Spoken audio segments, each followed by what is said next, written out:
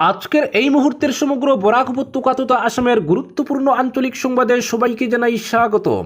আজ 9 জুলাই বুধবার। আজকের সন্ধ্যার বিশেষ বিশেষ খবর হলো, শিলচরে আজ ভারতীয় ব্যাংক কর্মচারী সংঘের ধর্মঘট সফল করতে পিকেটিং এসইউসিআই কর্মীদের। অসম মালার কাজের জন্য সৃষ্ট বৈদ্যুতিক সমস্যা সমাধানে পূর্ত কমিশনারের দ্বারস্থ বিধায়ক কমলাক্ষ।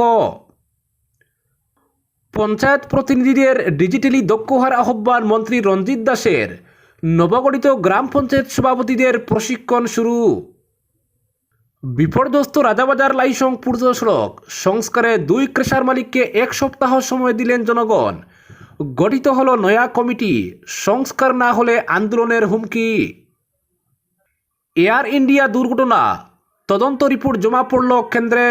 এবং সর্বশেষ খবরটি হলো, বিজেপির স্লোগান পাল্টে আপ কিবার গৌরব সরকার। শিলচরে পার্কেই আওয়াজ তুললেন হাফিজ আমিনুল। এবারে শুনুন বিস্তারিত খবর। দেশের অন্যান্য অংশের সঙ্গে সঙ্গতি রেখে আজ শিলচরে সর্বাত্মক ধর্মঘট পালিত হয়।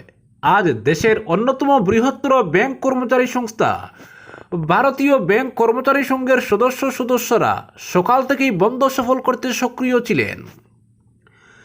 কাছাড় জেলা জুড়ে থাকা রাষ্ট্রায়ত্ত ব্যাংক ও গ্রামীণ ব্যাংকের সব শাখাই আজ বন্ধ রাখা হয়। সংগঠনের সদস্যরা আসাম গ্রামীণ বিকাশ ব্যাংকের আঞ্চলিক কার্যালয়ের সামনে জমায়েত হয়ে নিজেদের বক্তব্যের মাধ্যমে বন্ধের কারণ ও সংগঠনের দাবিগুলো তুলে ধরেন। আজ আসাম গ্রামীণ বিকাশ ব্যাংকের কর্মচারী সংস্থার পক্ষ থেকে বলতে গিয়ে সম্পাদক প্রীতম চন্দ্র নিজের বক্তব্যে সরকার দেশের বিভিন্ন রাজ্যে থাকা গ্রামীণ ব্যাংকের শেয়ার বিক্রির সিদ্ধান্তের বিরুদ্ধে সরব হন। এতে ব্যাংকের পর মুষ্টিমেয় শেয়ার হোল্ডারদের নিয়ন্ত্রণ বাড়বে বলে তিনি আশা ব্যক্ত করেন।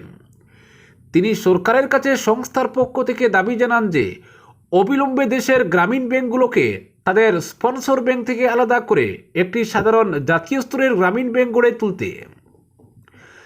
সংস্থার সদস্য রাহুল রায় রাষ্ট্রায়ত্ত ব্যাংকগুলোর কথা বলতে গিয়ে বলেন যে 10 বছর যেখানে দেশের মোট ব্যাংক ব্যবসার 75% ছিল রাষ্ট্রায়ত্ত ব্যাংকের অধীনে, বর্তমানে তা 58% এসে নেমেছে।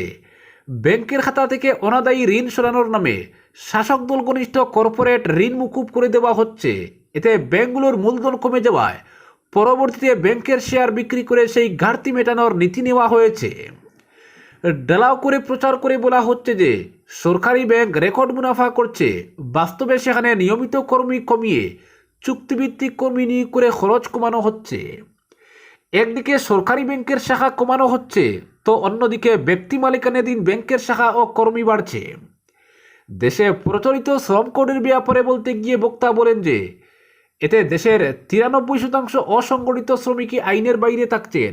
বাকি 7% সংগঠিত শ্রমিকদের জন্য এই আইন ন্যূনতম বেতন, নির্ধারিত কাজের সময় বা সামাজিক নিরাপত্তার মতো ব্যাপারগুলো নিশ্চিত করতে ব্যর্থ। এই আইন অবিলম্বে বদল দরকার। আসাম গ্রামীণ ব্যাংকের আধিকারিক সমিতির সম্পাদক জন্মজিৎ দেবনাথ নিজের বক্তব্যে ব্যাংকের বিভিন্ন পদে দীর্ঘদিন থেকে আটকে থাকা প্রায় 30,000 কর্মী নিয়োগের দাবি জানান। পরবর্তী খবর, অসম মালা প্রকল্পের কাজের জন্য শিলচর জয়ন্তিয়া রোডে সৃষ্ট বৈদ্যুতিক সমস্যা নিয়ে পূর্ত বিভাগের কমিশনারের দ্বারস্থ হলেন উত্তর করিমগঞ্জের বিধায়ক কমলাক্ষ দে পুরকায়স্থ। বিদ্যুৎ বিভাগের সঙ্গে মিলে যৌথভাবে এই সমস্যা সমাধানের দাবি জানিয়েছেন বিধায়ক।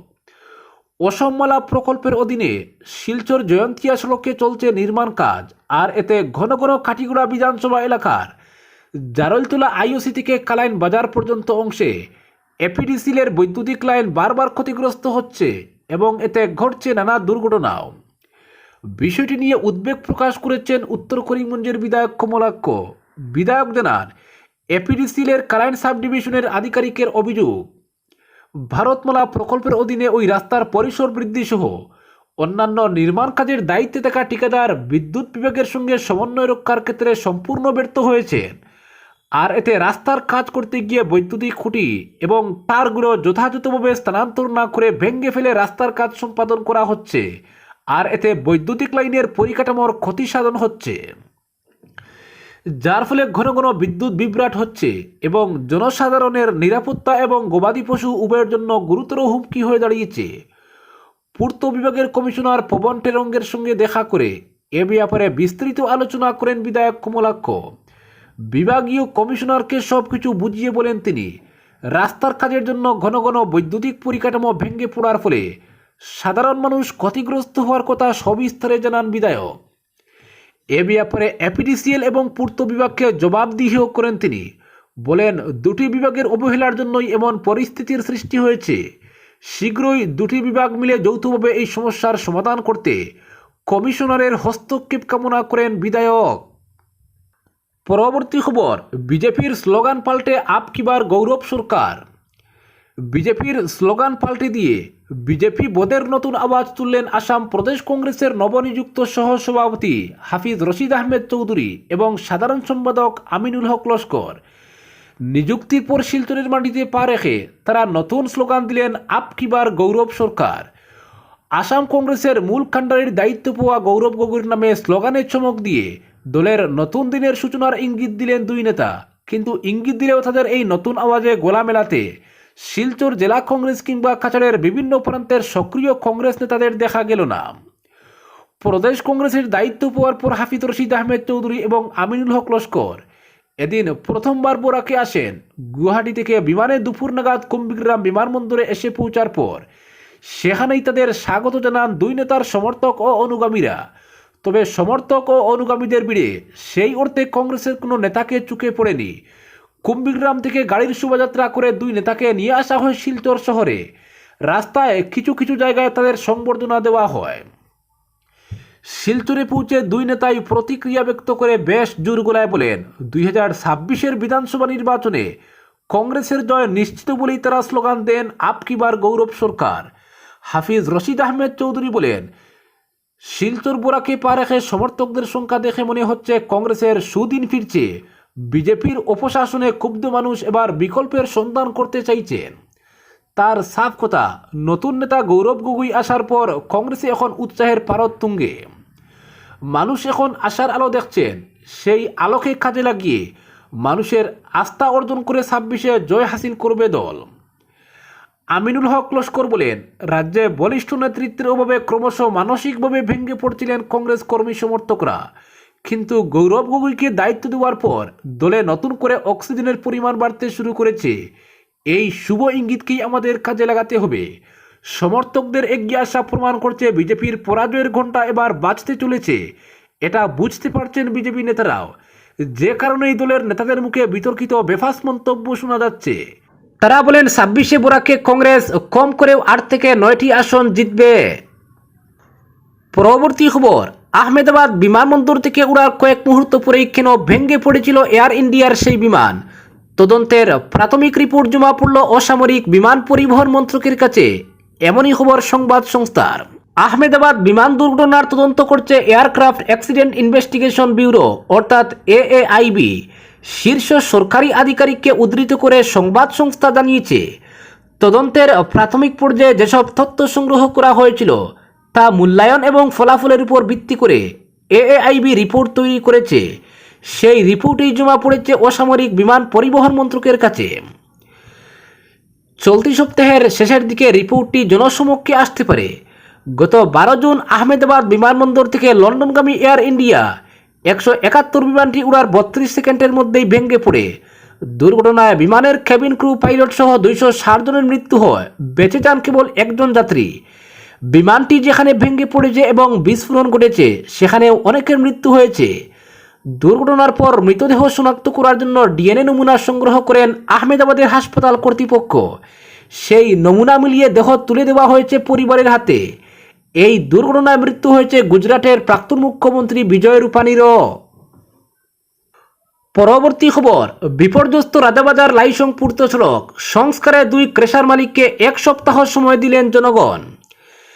বিপর্যস্ত রাজাবাজার লাইসং পূর্ত সড়ক, এই রাস্তার কনকপুর প্রথম খণ্ড, দ্বিতীয় খণ্ড এবং তৃতীয় খণ্ড ছত্রদয়াল কুমাচুড়া এলাকায় রাস্তার মধ্যে বিরাট গর্তের সৃষ্টি হয়েছে, কারণ কনকপুর দ্বিতীয় ও কনকপুর তৃতীয় খণ্ডে রয়েছে 2টি স্টোন ক্রেশার। চিরিকুয়ারি এবং ডিমাহাসাও জেলার জিনাম থেকে 2টি ক্রেশারে প্রতিদিন 1.5 থেকে 200 টিপার গাড়ি আসা যাওয়া করে। ফলে প্রায় 2 বছর আগে তৈরি সড়কের আজ এমন হাল। স্থানীয় জনগণের অভিযোগ, এই রাস্তার উপর রয়েছে বেশ কটি স্কুল, একটি মাদ্রাসা, রয়েছে একটি সমবায় সমিতিও। কচিকাঁচা শিশুদের স্কুলে পাঠিয়ে চিন্তায় থাকেন অভিভাবকরা। এর থেকে পরিত্রাণ পেতে মঙ্গলবার কনকপুর মাদ্রাসায় এক নাগরিক সভা আহ্বান করা হয়। স্থানীয় বিশিষ্ট নাগরিক সুমন্ত ভট্টাচার্যের পৌরোহিত্যে আয়োজিত সভার শুরুতে উদ্দেশ্য ভিক্ষা করতে গিয়ে সুমন্তবাবু বলেন, এই এলাকায় রয়েছে দুটি পাথর ক্রেশার, একটি ডিডিসির এবং অপরটি নবদা বর্মনের। প্রতিদিন 150 থেকে 200টি 16 চাকা 18 চাকার পাথর বোঝাই টিপার এই রাস্তা দিয়ে চলাচল করে, ফলে রাস্তা ভেঙে চৌচির হয়েছে। সাধারণ মানুষ থেকে শুরু করে কচিকাঁচা স্কুল পড়ুয়া শিশুকে প্রাণ হাতে নিয়ে চলাচল করতে হয়। ভ্রুক্ষেপ নেই এই দুই ক্রেশার মালিকের। তিনি 1 সপ্তাহের মধ্যে এই রাস্তা সংস্কারের দাবি জানিয়েছেন, নতুবা এলাকার সাধারণ মানুষকে নিয়ে বৃহত্তর আন্দোলনে যাওয়ার হুমকি প্রদান করেন। স্থানীয় আব্দুল মোনাফ লস্কর বক্তব্য রাখতে গিয়ে বলেন, বড় বড় টিপারগুলি নিয়ম বহির্ভূতভাবে 30-40 টন পাথর নিয়ে রাত 10টার পর এই রাস্তা দিয়ে চলাচল করে রাস্তার 12টা বাজিয়ে দিয়েছে, ফলে তাদেরকেই রাস্তার সংস্কার করে দিতে হবে। তিনি রাস্তার সংস্কার সহ সব রকমের অনিয়মের বিরুদ্ধে আন্দোলন গড়ে তোলার ডাক দেন। বক্তব্য রাখেন বালাদন চা বাগানের জয়ানন্দ গোয়ালা। তিনি বড় গাড়ি চলাচল বন্ধ করার আবেদন জানান। নাসিম আহমেদ লস্কর বলেন, শিবরা স্টোন ক্রেশার ও ডিডিসির ক্রেশারের পাথরবাহী গাড়ি চলাচলে এই সড়কটি বিপর্যস্ত হয়েছে। পড়ুয়ারা এই রাস্তা দিয়ে স্কুলে যাতায়াত করতে পারছে না। পরবর্তী খবর, নবগঠিত গ্রাম পঞ্চায়েত সভাপতিদের প্রশিক্ষণ শুরু হয়েছে। পঞ্চায়েত ও গ্রাম উন্নয়ন মন্ত্রী রঞ্জিত দাস গ্রামের জনগণকে সংবেদনশীল হয়ে কাজ করার আহ্বান জানিয়েছেন।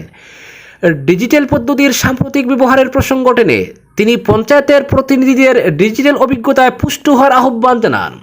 মঙ্গলবার গুয়াহাটির খানাপাড়াস্থিত গুলাব বরবরা রাজ্য পঞ্চায়েত ও গ্রাম উন্নয়ন প্রতিষ্ঠানের মাধবদেব প্রেক্ষাগৃহে আয়োজিত এক অনুষ্ঠানে পঞ্চায়েতি রাজ প্রতিষ্ঠানে গ্রাম পঞ্চায়েতগুলির নবনির্বাচিত সভাপতিদের প্রশিক্ষণ কর্মসূচি আনুষ্ঠানিকভাবে সূচনা করেন মন্ত্রী রঞ্জিত। তিনি পঞ্চায়েতি রাজ নবনির্বাচিত কর্মকর্তাদের গ্রামাঞ্চলের জনসাধারণের প্রতি সংবেদনশীল হয়ে দায়বদ্ধতার সঙ্গে উৎসর্গকৃত মনোভাব নিয়ে সেবা প্রদানের আহ্বান জানান। এই অনুষ্ঠানে মন্ত্রী দাস পঞ্চায়েতি রাজ প্রতিষ্ঠানের নবনির্বাচিত কর্মকর্তাদের কার্য পরিচালনার সহায়ক হিসাবে একটি ক্ষুদ্র পুস্তিকারও আনুষ্ঠানিকভাবে উন্মোচন করেন। উল্লেখ্য যে নবনির্বাচিত পঞ্চায়েতের মোট 2192 গ্রাম পঞ্চায়েতের সভাপতি, আঞ্চলিক পঞ্চায়েতের 364 জন সভাপতি উপসভাপতি এবং জেলা পরিষদের 397 জন সদস্যকে পর্যায়ক্রমে এই প্রশিক্ষণ প্রদান করা হবে। খানাপাড়ার গুলাব বরবরা রাজ্য পঞ্চায়েত ও গ্রাম উন্নয়ন প্রতিষ্ঠানের সঙ্গে কাহিকুচিস্থিত রাজ্য প্রতিষ্ঠানের চত্বরেও এই প্রশিক্ষণ কর্মসূচি পর্যায়ক্রমে চালিয়ে যাওয়া হবে। এছাড়া আঞ্চলিক পঞ্চায়েতের 1828 ও গ্রাম পঞ্চায়েতের 19,728 জন সদস্যকেও বিভিন্ন জেলায় সম্প্রসারিত প্রশিক্ষণ কেন্দ্র ও জেলা পঞ্চায়েত বিশেষ কেন্দ্রগুলিতে প্রশিক্ষণ দেওয়া হবে, যাতে নবনির্বাচিত এই প্রতিনিধিরা পঞ্চায়েতের বিভিন্ন প্রকল্প তথা পঞ্চায়েতি রাজ ব্যবস্থার বিভিন্ন কাজকর্ম পরিচালনার বিষয়ে প্র্যাকটিক্যাল জ্ঞান আহরণ করতে পারেন। সোমবার শোনিতপুর জেলার মোট 75টি গ্রাম পঞ্চায়েতের সভাপতিদের 5 দিনের প্রশিক্ষণ কর্মসূচি শুরু হয়েছে। আর পর্যায়ক্রমে সকল কর্মকর্তাদের প্রশিক্ষণ কর্মসূচি চালিয়ে গিয়ে আগামী ডিসেম্বর মাসের প্রথম সপ্তাহে এই প্রশিক্ষণ কর্মসূচির সমাপ্তি ঘটবে। আজকের বিশেষ সংবাদ এখানেই সমাপ্ত।